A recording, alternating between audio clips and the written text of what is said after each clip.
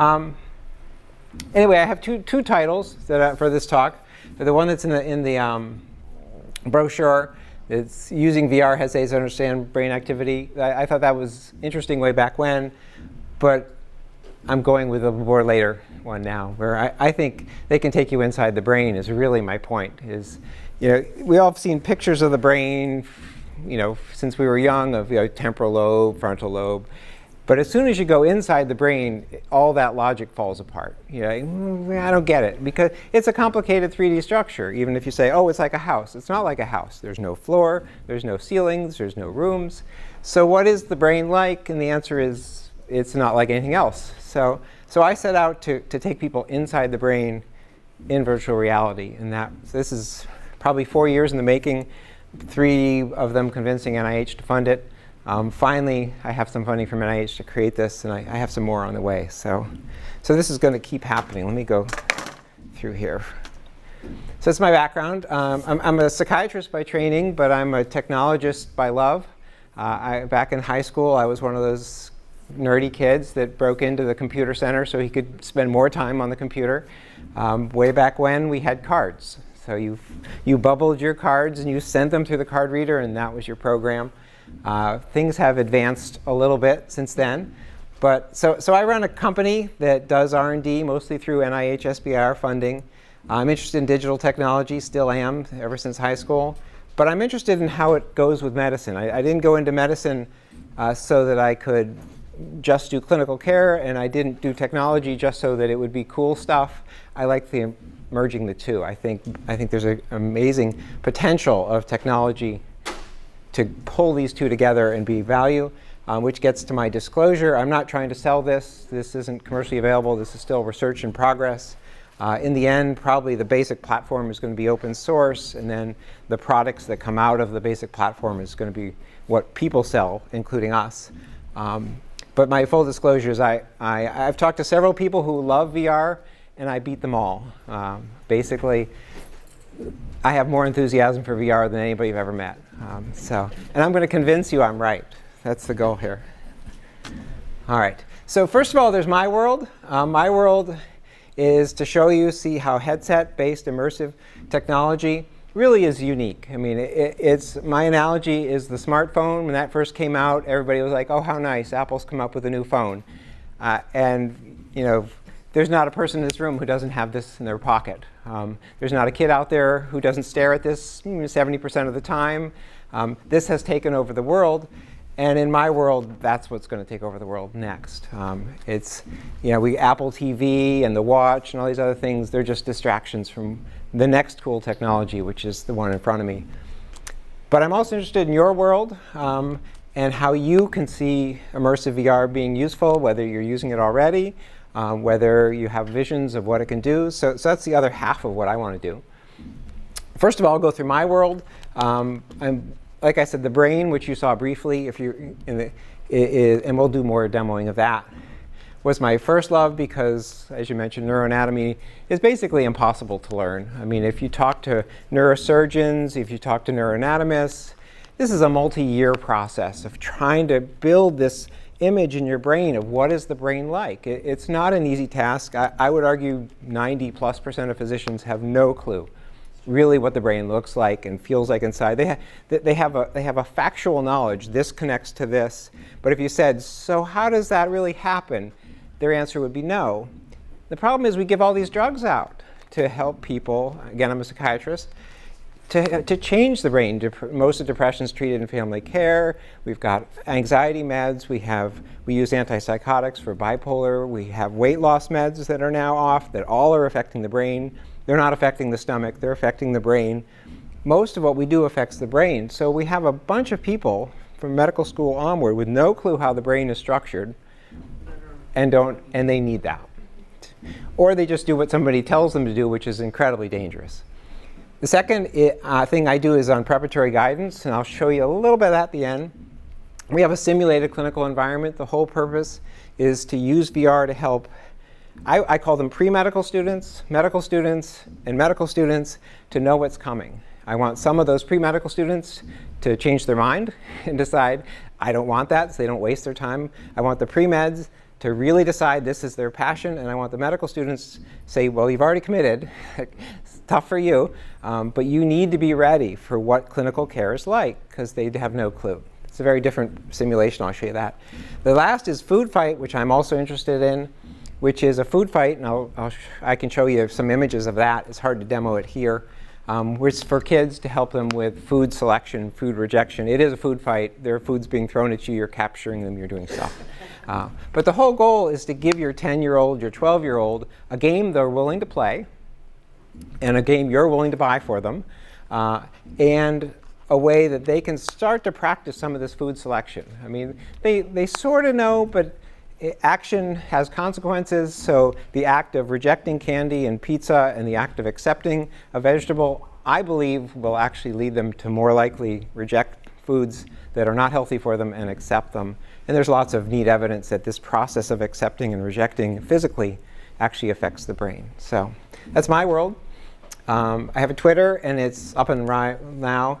The larger company is called Clinical Tools. We do a couple other things, but the HealthImpact.studio division is what I'm going to talk about today. But if anybody, so to get everybody involved, I stole this idea from somebody else who gave a talk back in Montreal. That is live, and that's a Google Doc, which anybody here can log on to.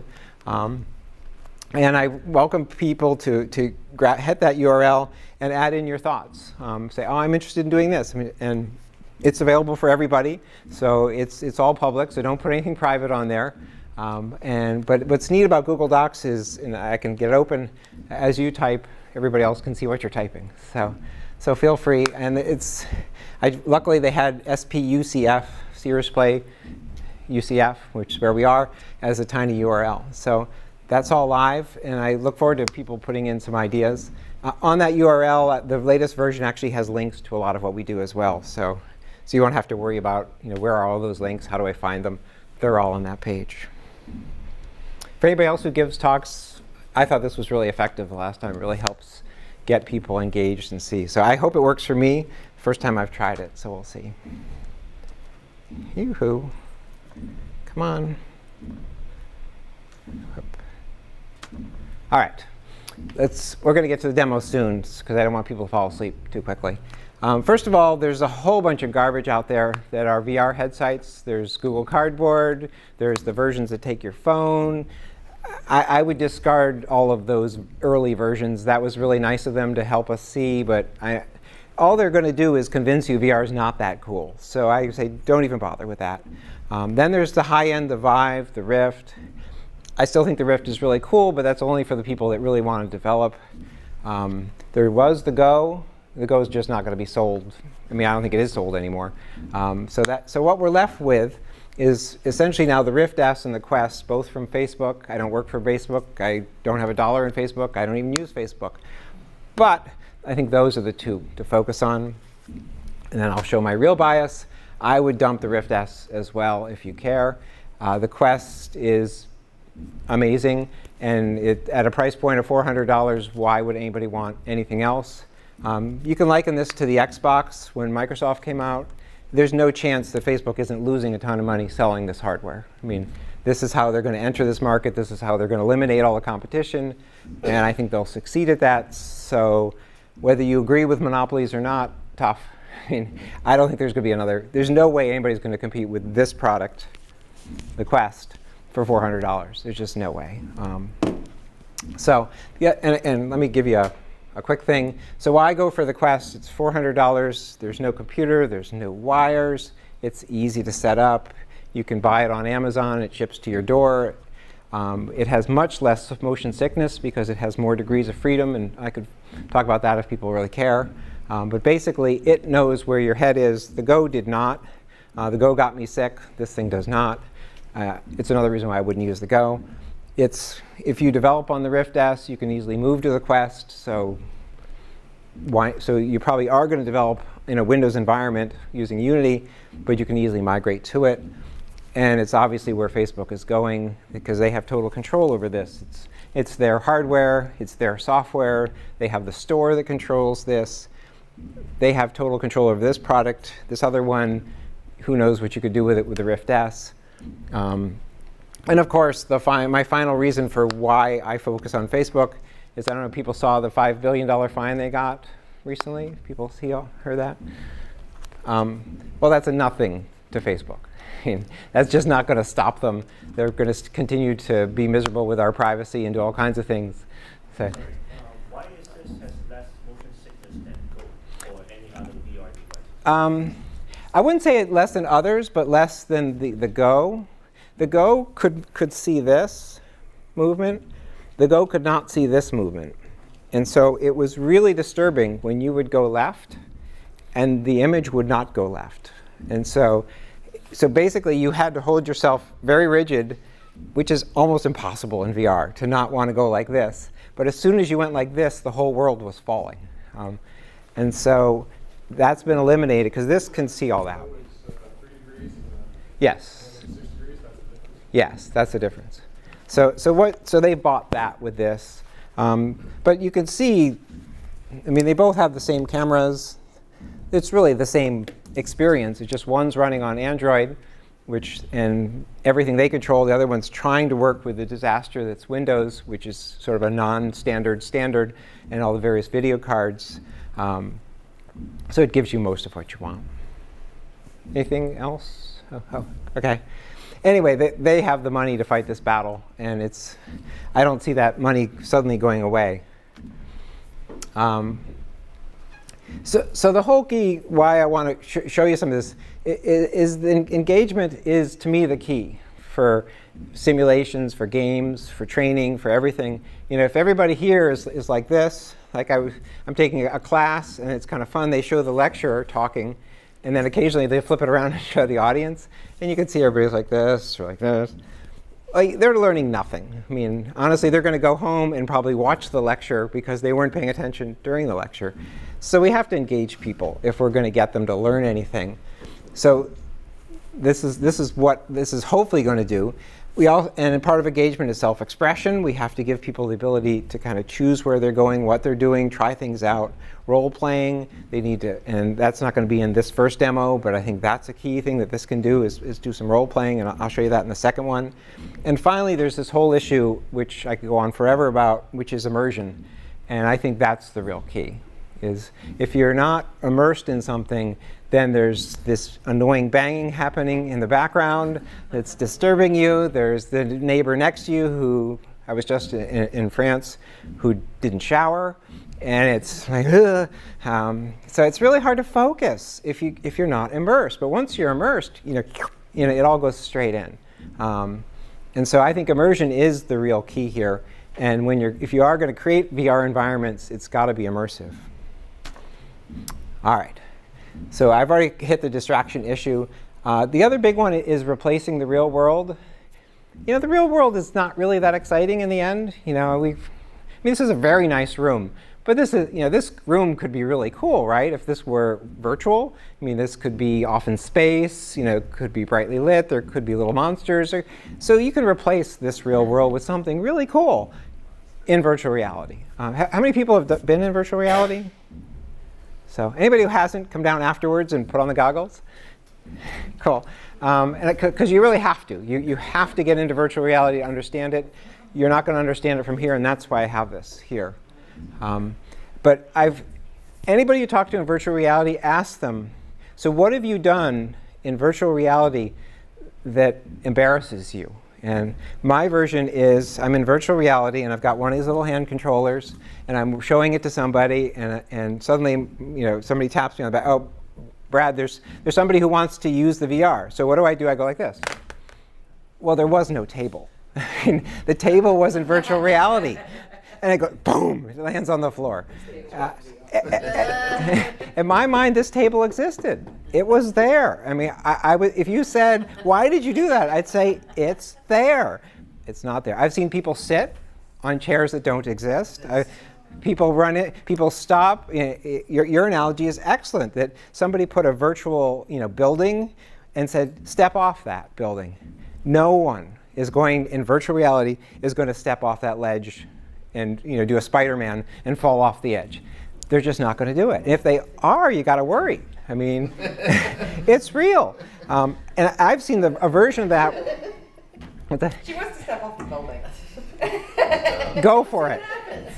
Go for it. Now, I've seen a version of that where people have done in 6 inches, just a little scooped out area. And you watch people, and it's hard. It's only 6 inches, but you're like, all right. And then, like, what happened? Oh, that wasn't really real. So it can replace the real world. And that's amazing, and that's engagement, and that's your goal. And then once we get that, then we get the timelessness, we get the focus. And finally, which I'm going to cover, is this whole idea of 3D visualization. All right. I'm going to quickly skip over this because everybody here is a believer of basically we get all this stuff for free when we go to virtual reality. Because this is what games and simulation buy you. It's novel, it's quick, you can collaborate, you can focus, you have team building. This isn't really special to VR, but I think you can't forget you get this for free.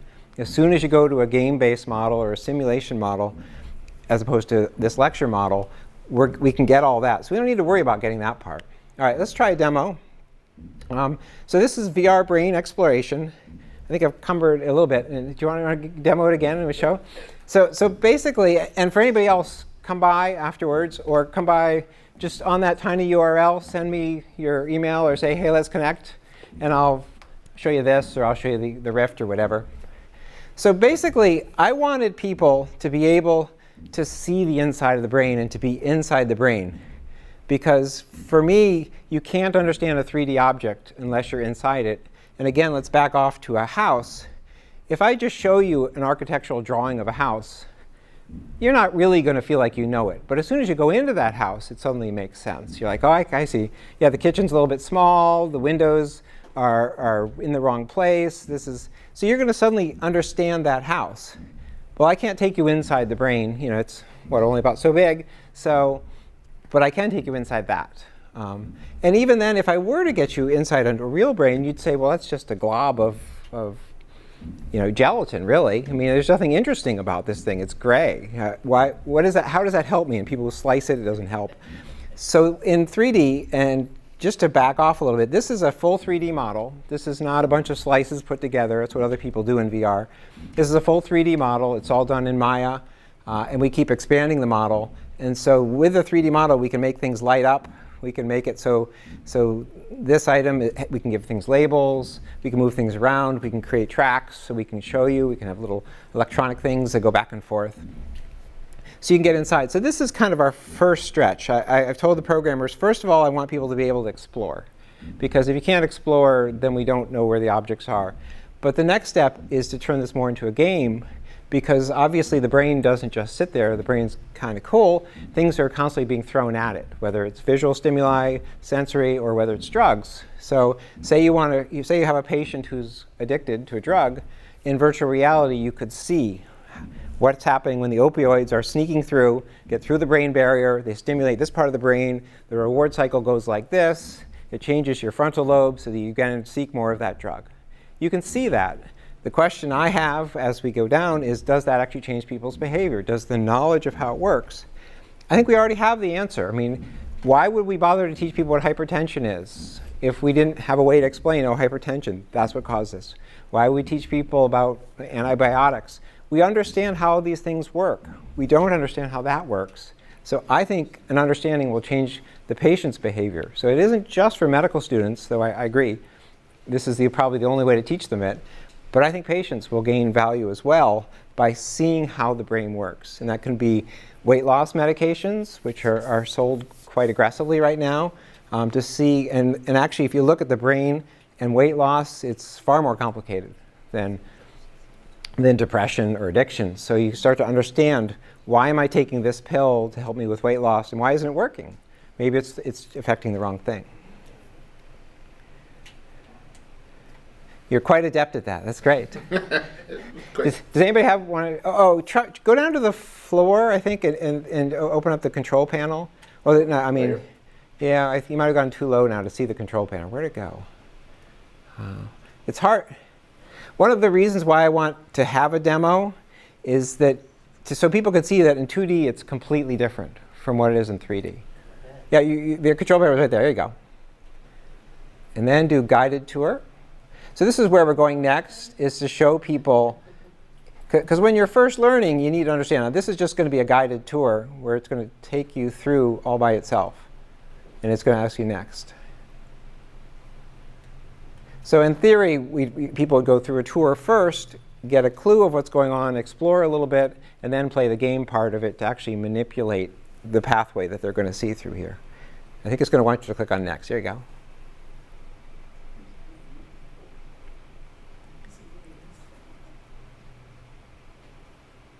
All right. There you go.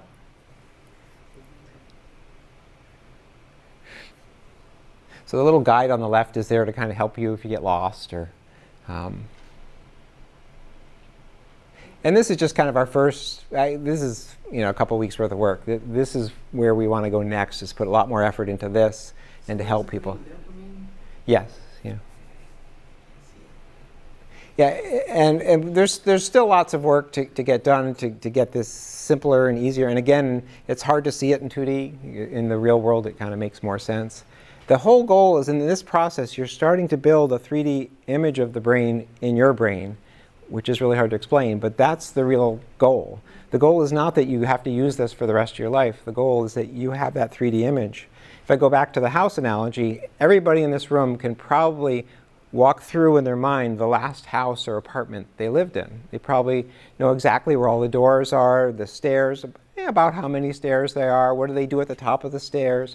You've built the 3D image of your house. You don't have to go back to your house to know what your house is like. It's my same goal. If I throw you out, hey, there's a new drug that affects the nucleus accumbens, you'll be like, oh, I understand that. It's going to do this, this, and this, and this, because you have an image in your brain of what the brain works like. And the other half of that is the brain's really good at that, actually. Once the brain has a 3D model, it holds on to it, it keeps it. And the computer is not so great at that, but our brains are designed for 3D spaces. Not a huge surprise. If you live out in trees or you live in the prairie and there's animals that are coming at you, it's really useful to know where things are in 3D. So we're good at it, but we're not, we need a way to build a 3D model, and the brain was created to build it in reality. And there's no reality for a brain, so we have to create this virtual one. But once we have it, everyone in this room will have it for the rest of their lives. There's no reason why you're going to forget what the brain's like once you know it. Make sense? Modeling things like neurotransmitter pathways? Yes. Sleep? Sleep would be tricky, but one thing you run into with this is the extent of our knowledge. And I don't want to misrepresent. That's the big, and that's one reason why I have a 3D model, because I go to a brain conference each year, and each year I'm amazed at what we've learned. Each year we've built a little bit more, and so you need a good model to kind of move forward with that knowledge, because I use the addiction pathway because I think that's been known for a while. That's pretty good. The obesity pathways are also pretty good. Other ones, not so much. I mean, you see a lot, you go to literature and it gets really fuzzy. It's like, this goes to the frontal lobe. Where? Well, there. That's not going to work here because, I can't send you anywhere. I have to send you to a place. Are you using imaging, like CAT, PET, EEG even, for the knowledge base? Putting this together? Well, Because, we're looking at, when we look at PET scans and CAT scans and things like that, we can actually see activity, electrical activity. Yes. Certain centers in the brain depending on stimuli and that kind of thing. Right. So, how far have you mapped this? Is my my question. And when you did map it, kind of what tools were you using for that? You got the anatomy physiology book, sure. Right. Were you using some of these other technologies that we have, like I said, EEG? You're right. We've been counting on the researchers to go through what you're talking about, the DTI and everything else, to say here's how this happens, and then map it based on that, because I don't really trust my own ability to look at a DTI, a fancy MRI, to interpret it and say this is what happened, or the connectome. The connectome is how things all connect. But I don't trust myself, so I wait for a neuroanatomist to do that. Go on. This might be a silly question, because if it's hard to read all those scans and everything, then maybe this won't matter yet. But Yeah. do you think it makes sense that at some point you would want to pull that data in directly, because maybe looking Yes. at the model you might see Well, something well, you wouldn't I can tell you why the first 6 versions of my grant, I'm glad they didn't get funded, because that was the vision. It was basically to take DTI, which has the whole connectome and everything else, and it's true. All of the data is there completely. You could take existing MRIs and you could computerize them, and they all have the coordinates, and you could pop it right in there. But it's a huge task. And once I looked at it, I was like, yeah, that was a little bit ambitious. But that will happen, and that's probably the next generation of this. You're right. You're right on target. Is to take that. Now, probably a mouse model is where it would start, because you can put a mouse in an MRI machine for hours and it doesn't care. People, not so good. But the longer you stay in the machine, the better the slices get, the more knowledge there is. And again, they're not slices anymore. They get mapped to 3D. And so you could take that 3D and pop it straight into that. Yeah, I think that's where the future is. But that's really tricky. And of course, each mouse brain is different from another mouse brain, so you have to collectively take about 10 of them, gamish them all together into one mouse brain, because this one's a little bit bigger here, that one's bigger there. But that's the future. And that was overly ambitious, so that's why I'm actually glad the first one. I could have lost a lot of time. This has worked out pretty well. And again, it counts on neuroanatomists and neurophysiologists and neurosurgeons to kind of give me the information, and then I just map it onto this model. All right. Neurochemists. Yes. Well, that's the other half of all this is that a lot of people, what we show people is this. We show people a frozen version. Well, there's nothing frozen about the brain. I mean, everybody's brain here is incredibly active, using up a ton of energy. The brain is not static at all, but most of what people have is a static knowledge of the brain. I would say 95% of what's cool about the brain is actually the functioning of the brain, whether it's memories or whether it's actions or choices or motor control or sensory. So the anatomy is a nice place to start, which is where we've started, but you have to move rapidly into the functioning of the brain and the neurochemicals. And I go on for that one for a while, but as a psychiatrist, I think more of the interest of where the brain's going is how it works and not the chemicals. I think the chemicals are a part of how it works, but if you look at pathways, if we look at PTSD, for an example, that's all about pathways. It's really not about chemicals. PTSD is very important. You can really see PTSD effect on sleep. Right. Sleep. And that's so you might be able to show pathways in sleep, but it have to be vague. But there certainly are pathways of awakeness and alertness and attention disorder. I think we're going to see an ADHD model that gets better. So you've seen most of this. So I'm going to skip through most of this because you've kind of seen it. But that's I put this in because I had about a 50% confidence that was going to work. One of my first rules for people who do VR is don't do VR demos. It's they can totally bomb on you. I mean, this laptop got a new driver the day I left, and then it worked. Up until that point, it was not working because it's Windows and it's a driver and it's NVIDIA and it's Oculus and it's our software, and actually one of our applications still crashes. It runs perfectly well on a desktop machine. It doesn't run on that laptop. I don't know why. So we're going to work on that when I get back. So don't do demos. But in this case, it worked. So I'm pretty thrilled. This is the other reason why I recommend folks do the Quest. Your demos are going to work because you can just put on a Quest. And there is a way that the Quest can actually throw if you actually want to demo it to a group. Uses Chromecasting and stuff, but I won't cover that. And I knew this was more likely to work as opposed to a Chromecast that I plug in. Anyway, I'll quickly go through this because all the people who developed this, it's not me, deserve credit for taking on this challenge. First of all, the big challenge is that I'm trying to show you a 3D structure that you're going through. Well, remember, there's nothing empty about the brain. I mean, it's just a collection of cells.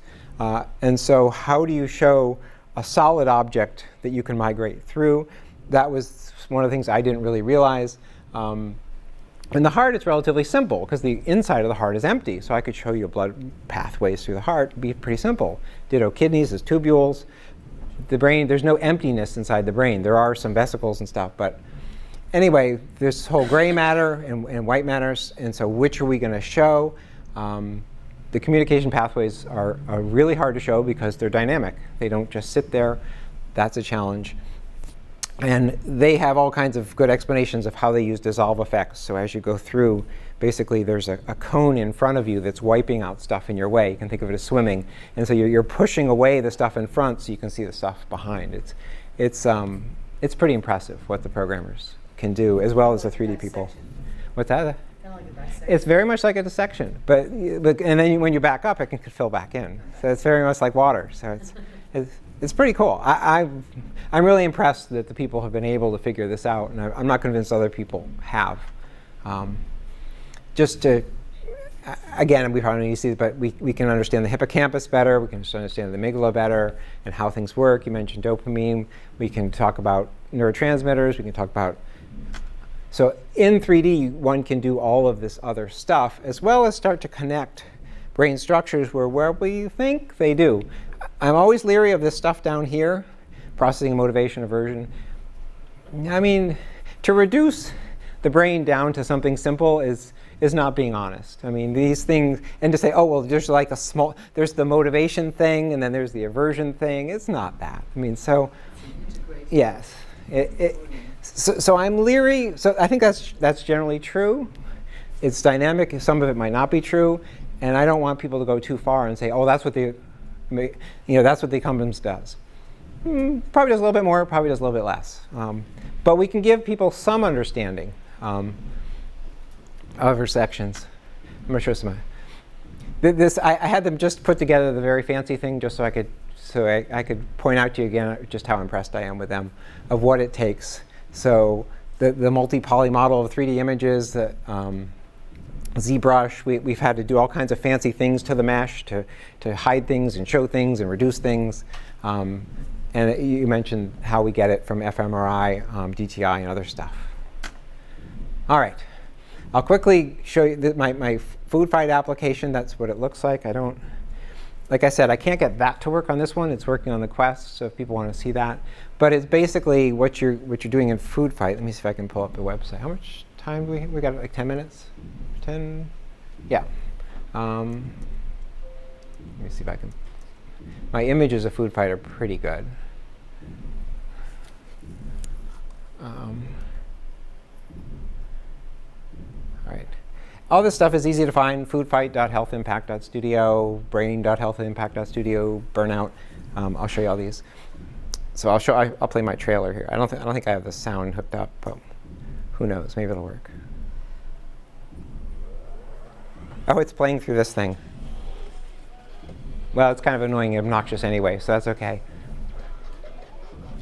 So there's this goblin. He's throwing bad food at you or good food at you. You're supposed to grab the good food and store it. You're supposed to take the bad food and throw it in the trash.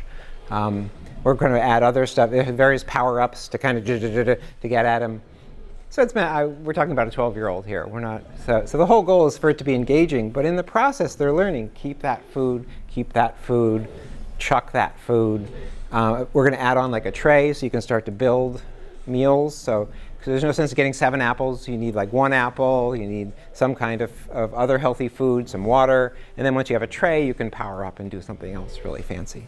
And if you take if you took that Coke and you threw it on top of your tray, well, then there's going to be you're not going to be able to build a successful thing. You're not going to be able to power up. So we're not necessarily punishing you. We're just not rewarding you for making bad food choices.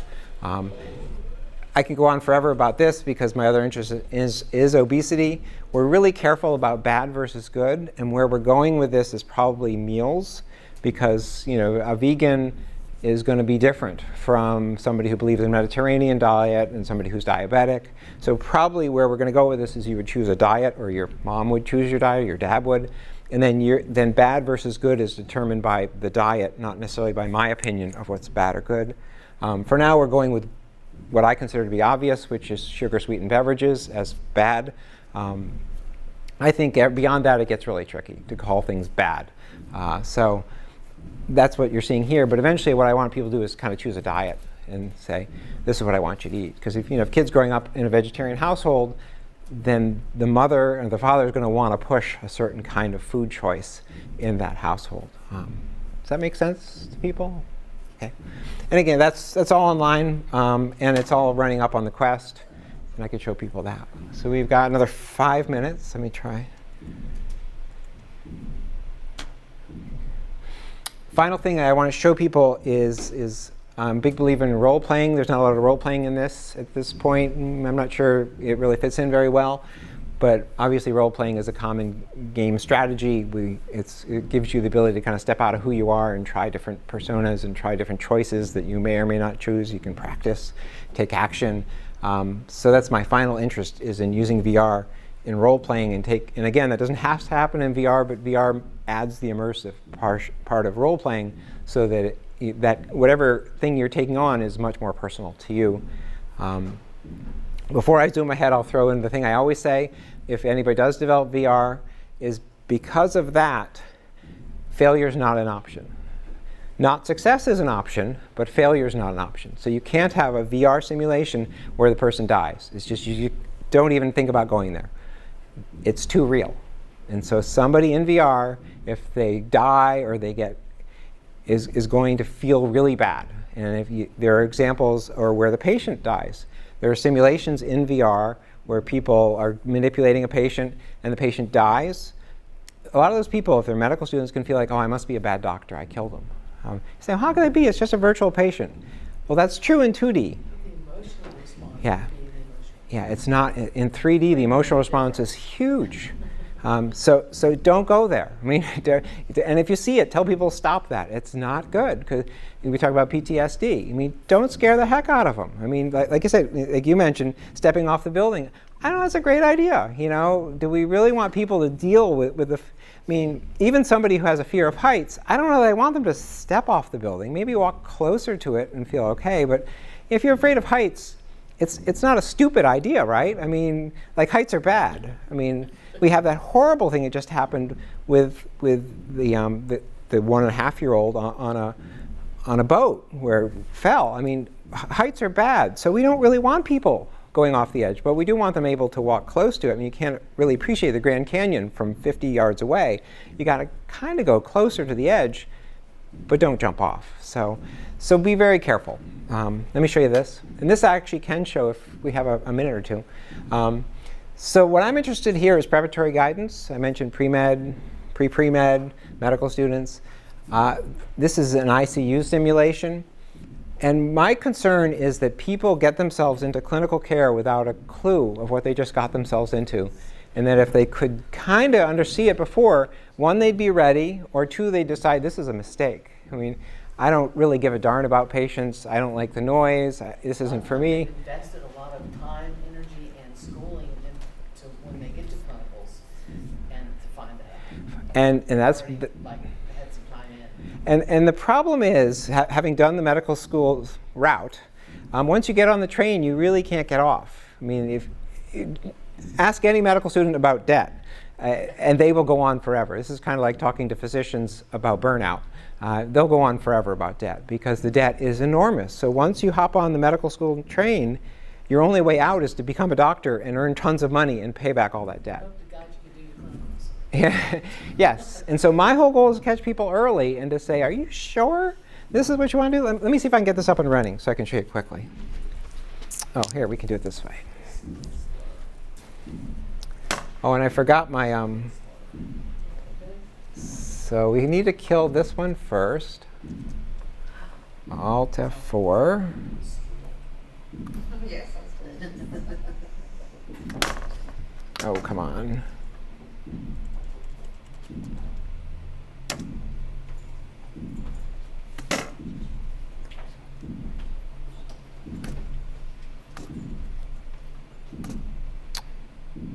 Well, I might not be able to do it. That's too bad.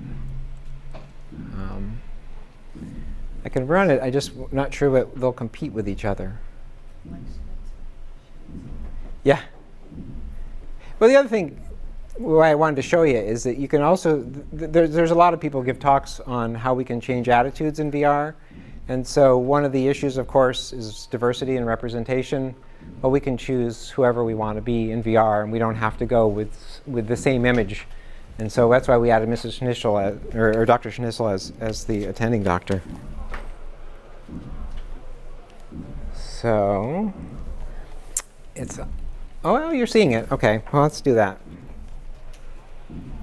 Let me find, guess I'll, oh, that's my food fight. Well, that's interesting. This is the one that was crashing. Oh, no, this isn't, sorry.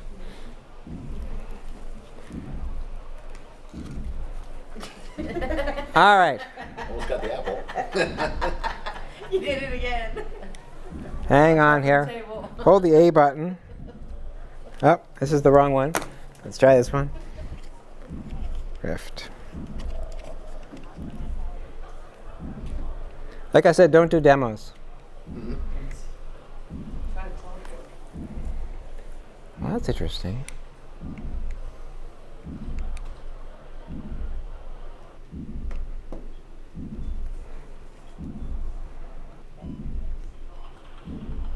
Do you want to try it? I can explain it. We have like a minute, so. You will be shadowing Dr. Belmont today.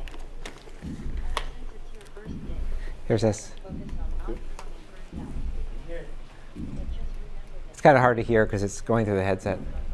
So we have a the clerk who kind of what's that? Is this addressing compassion fatigue?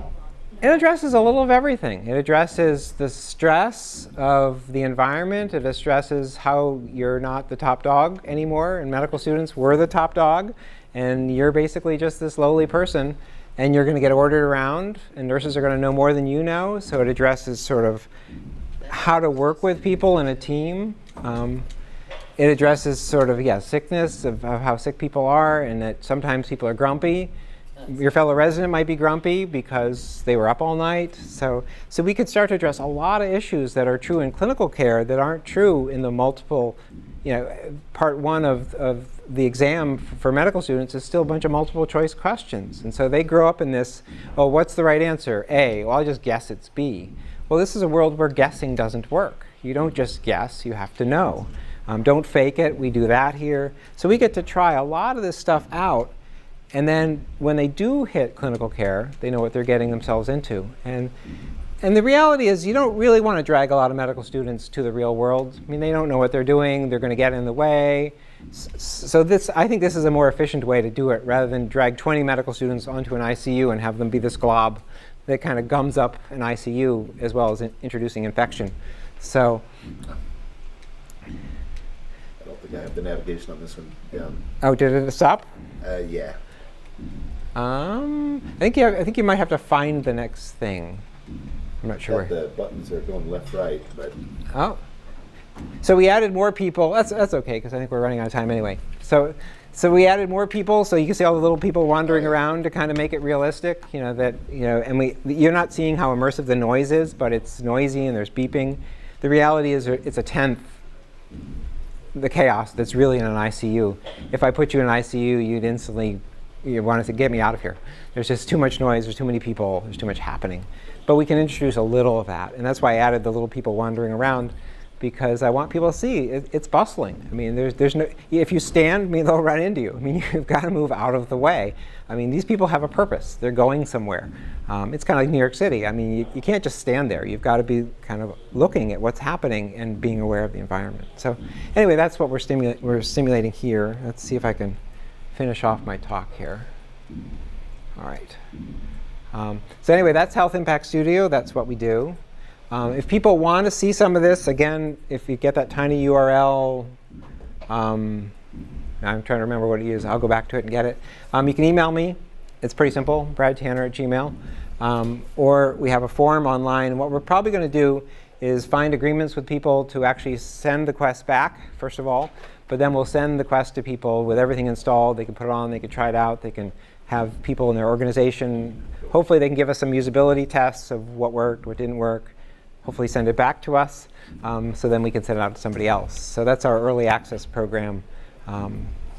So we could get the input we need to keep improving the model and make it better and better. So.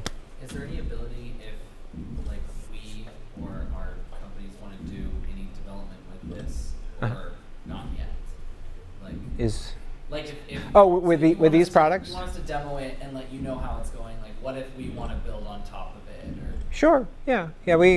Like I said, I really see these as core platforms that people can build on. We have other stuff, and that the product is going to be what gets built onto the platform as opposed to the platform. I mean, and I want people to be able to take it different directions. There's no, this 3D model is just the start of what it can do, and I can't create the thousands of ways you could use that brain. Other people can. So yeah, definitely. That said, it's a lot of work. It's not like, oh, you just sort of click and drag, and and that's our goal, is to create it so it's easier and easier to create. So. Is your end goal just to have a more detailed version of this, or do you want to get to the point where you can do real-time live access to an actual brain? So hook up sensors to somebody and then get it real-time and see areas. That's been done, sort of. I've talked to the person who did that at UCSF, where they actually put on the headset and it did some EEG recording, and it sort of showed. And it's tricky because EEG technology is also evolving. So theoretically, you're probably stuck with motor sensory function because it's all got to be fairly cortical. I mean, I don't think we're going to see a memory change. But you certainly could show alertness. You could show motor function.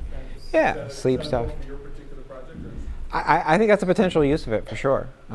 Yeah, no, and that's sort of been done, but very crudely and without. And what ours could do is read the real-time brain, show the activity of the brain. I think motor function would be simplest. I mean, to say, okay, when I do this, this part of the brain does this or this. And then you could see it, but then our brain could show you that it's not just this. It's actually what happens downstream into the interior part of the brain. I'm thinking of actual real-time changes where the drug takes place, or the drug enters the system, you see the Real time? So I'm not sure I want to go quite there, but yeah. Be theoretical? Yes, you could. But that would be huge. And also think about it in terms of metrics. So when someone's playing a serious game, so for learning, Uh-huh. if you can analyze the brain and see what's impact of the potential claims, you can Yeah. No, there's no doubt that you can create the interface. You could. You just need the EEG, and that technology is improving really rapidly. Well, they've actually linked the EEG now with scanning and brain mapping software. Right. So those two things, like if you go any more, the latest technology in polysomnography, which is sleep studies. Right. You'll look, sleep studies normally we're running with an EEG pattern. Right. That's how we sleep the students, Right. sleep with EEG. But what we're seeing now in the polysomnography software is we're mapping that to areas of brain activity, Right. electroactivity. So we actually can look at the EEG, and then there's a picture in the corner of your Exactly. screen showing you where in the brain activity is happening during the day. And that's why I built a 3D model. They're already mapping. Yeah, so that's why this is a 3D model. These are all real objects. So linking up that data to this data is simple. I mean, this connects to this. Because it's not a slice. Yeah, I want to take that. These are physical elements, yeah. So we should probably close out. So Thank you. anyway, thank you so much.